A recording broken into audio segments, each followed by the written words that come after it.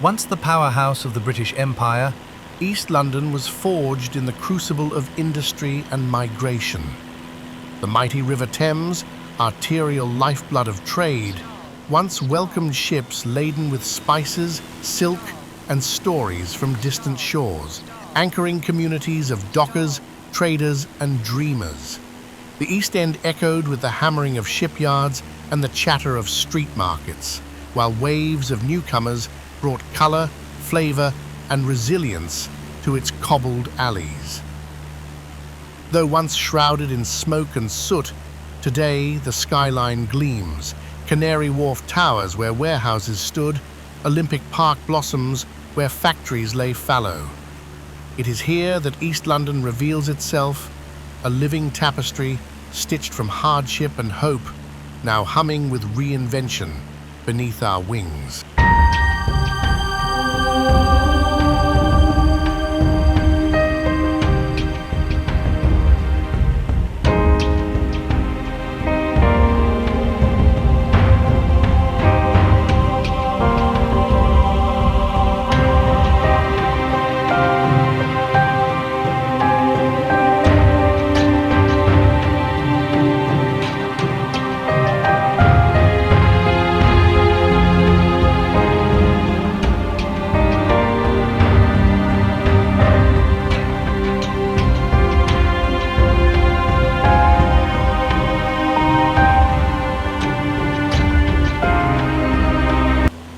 London, where the river narrows and history flows as freely as water, lies the Thames Barrier, a leviathan designed not to conquer nature, but to protect us from her might.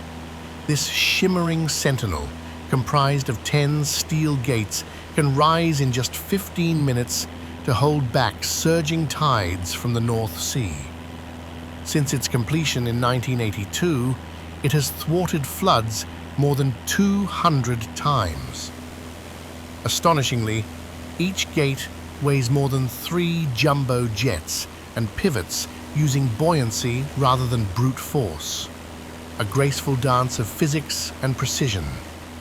Barrier is painted silver, not merely for aesthetics, but to reflect sunlight and minimize thermal expansion, ensuring it doesn't warp in the rare British heat. A triumph of ingenuity, quietly standing guard beneath the watchful eye of London.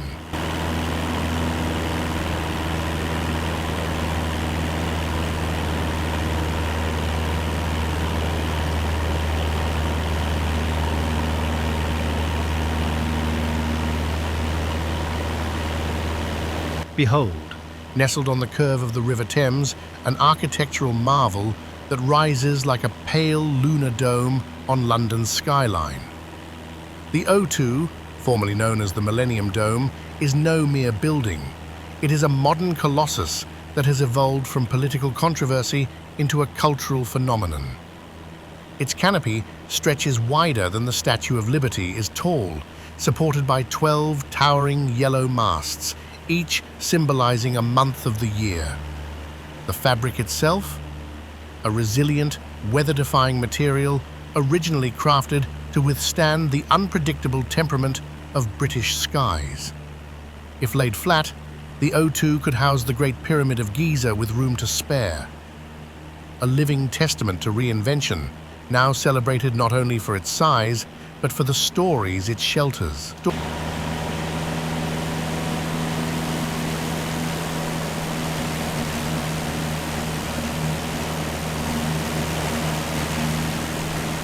The O2 is more than a venue, it's an ecosystem. Beneath its cavernous roof, it nurtures a constellation of experiences, from adrenaline-pumping indoor climbing adventures atop the dome, to the quiet hum of gourmet kitchens crafting cuisine from every corner of the globe. The outer ring, it forms a perfect circle with a diameter of 365 meters, one for each day of the year, a gentle nod to the passage of time itself. Astronauts aboard the International Space Station have reportedly spotted this giant white crown glimmering in the London landscape. a silent beacon of entertainment and innovation shimmering like moonlight on the Thames.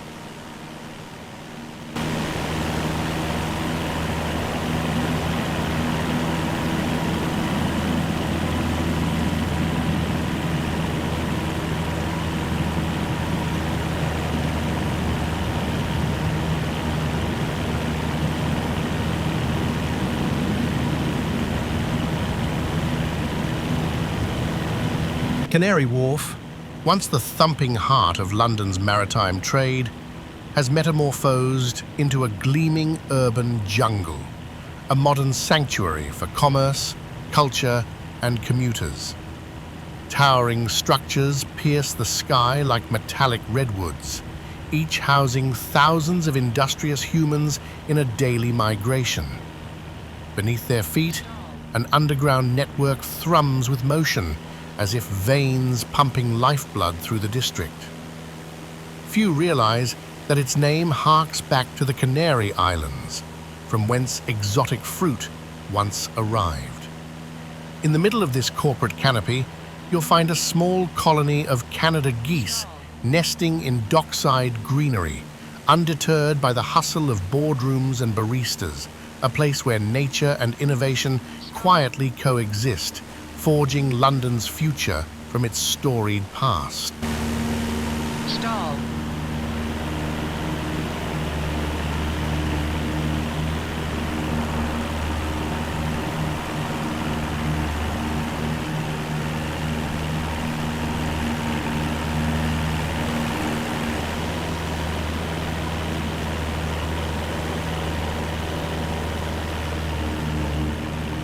Within Canary Wharf's shimmering facade lies a curious duality. Remnants of dockside cranes and cobbled walkways whisper tales of maritime toil, while sleek cafes and high-tech trading floors speak to London's relentless evolution.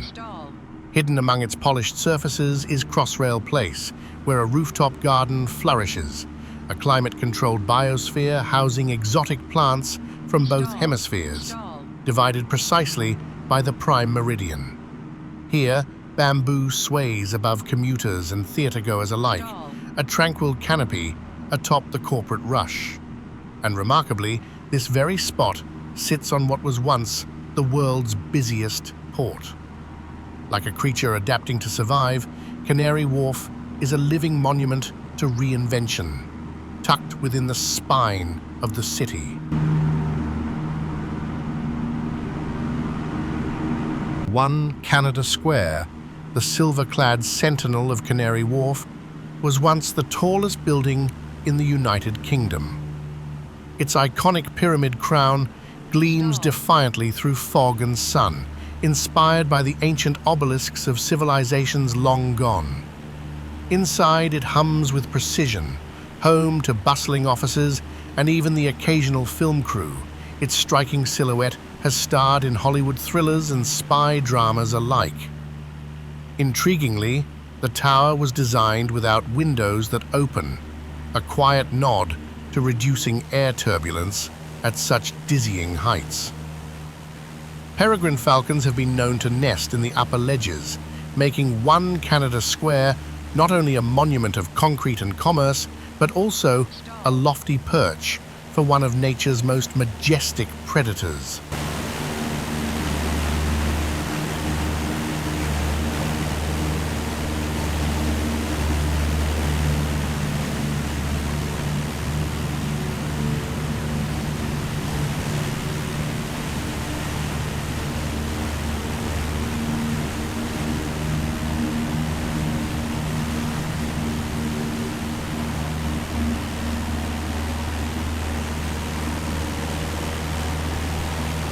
Now we turn our lens to a grand repository of human exploration, a sanctuary of sails and saltwater memory nestled along the prime meridian itself.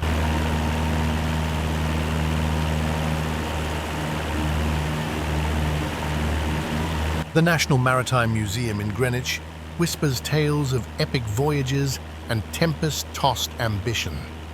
Here, among gilded compasses and the watchful gaze of Admiral Nelson's uniform, the very pulse of Britain's maritime past beats quietly.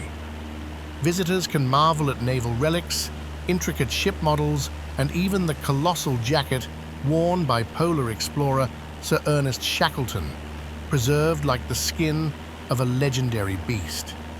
The museum houses one of the oldest working time balls in the world, which drops daily at 1 p.m., just as it has done since 1833, allowing ships to synchronize their chronometers by sight alone.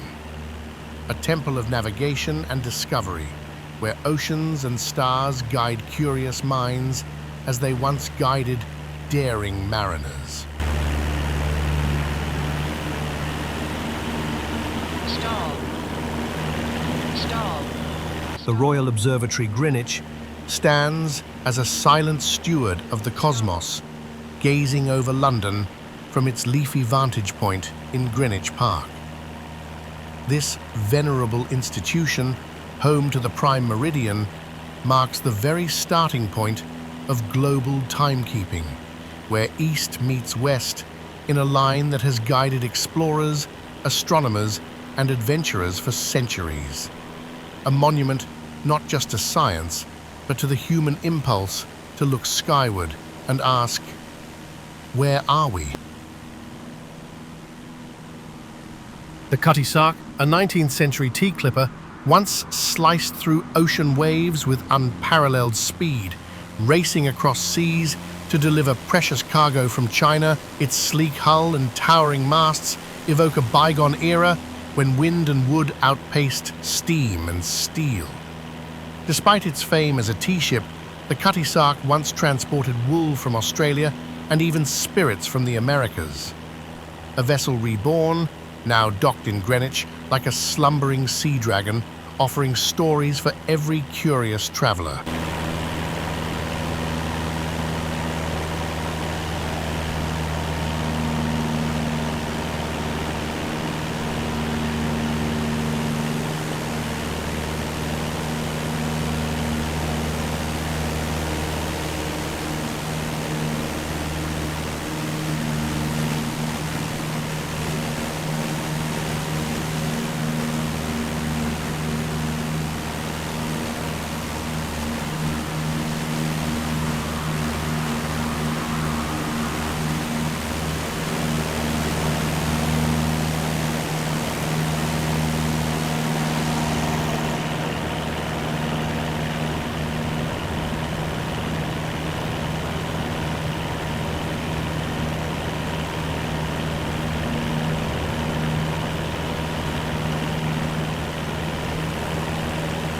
The London Stadium, nestled in the heart of Queen Elizabeth Olympic Park, rose from the ground like a great steel bloom for the 2012 Olympic Games. Its elliptical frame cradled the ambitions of athletes from every corner of the earth, and today it continues to roar with life as home to West Ham United and host to international concerts, rugby clashes, and even baseball showdowns. Now lean in, see the track where Usain Bolt once flew, and feel the pulse of history still rippling through its foundations.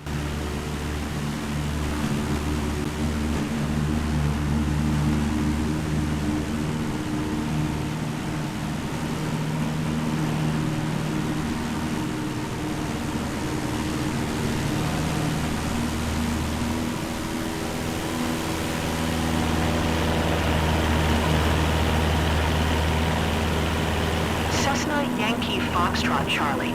Did you hear my last transmission?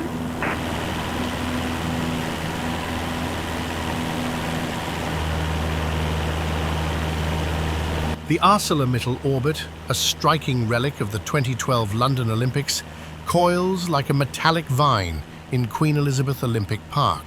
This 114.5-metre structure is the UK's tallest sculpture and perhaps its most curious. Its loops and spirals echo cosmic motion as if mimicking the orbit of celestial bodies. Visitors can ascend to observation decks for panoramic views of London, or descend via the world's longest tunnel slide, corkscrewing through steel and sky in a blur of thrill. Fascinatingly, The structure was forged from repurposed steel, some sourced from salvaged cars and washing machines, a symbol of artistic transformation and sustainability.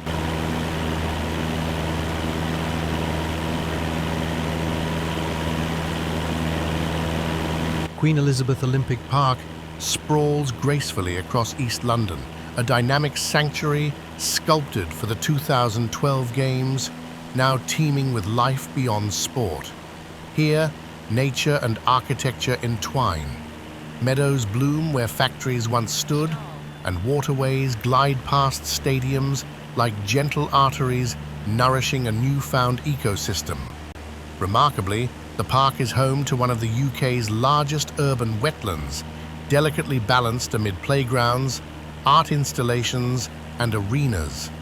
A true metamorphosis where wildness and wonder converge in London's beating eastern heart.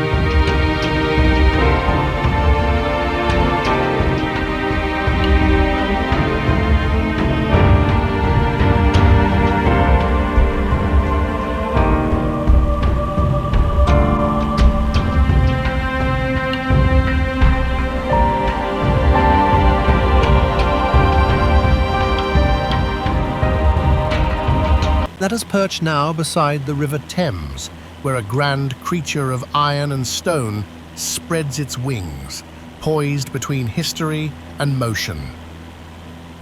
Tower Bridge, with its twin Gothic towers and mighty bascules, resembles a regal bird mid-flight, each lift of its roadway a graceful act of engineering.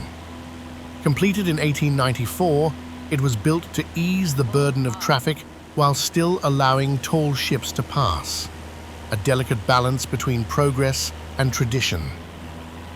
Beneath its skin, a Victorian engine room still pulses with pride, preserved for curious explorers to witness. The bridge's high-level walkways once echoed with pedestrians escaping the smog below, now offering panoramic views and exhibitions suspended above the city's heartbeat. It's more than a crossing, it's a living landmark, lifting not just roads, but imaginations.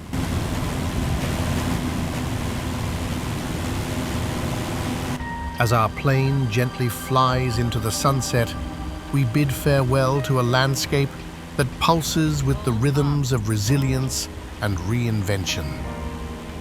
From the gleaming gates of the Thames Barrier, standing sentinel against the tide, to the great dome of the O2, arching skyward like a lunar bloom, East London has unfolded before us in a breathtaking sequence of wonder. We soared above Canary Wharf's forest of steel, glimpsed maritime lore anchored in Greenwich, and witnessed the Olympic Park's verdant renewal stitched delicately into the city's fabric. And finally, Tower Bridge, its wings still poised mid-flight, reminds us that in London, the past never truly sleeps. It adapts, it endures, it inspires. As we descend, the echo of history blends with the hum of innovation, and East London, ever evolving, whispers to us. there is always more to discover.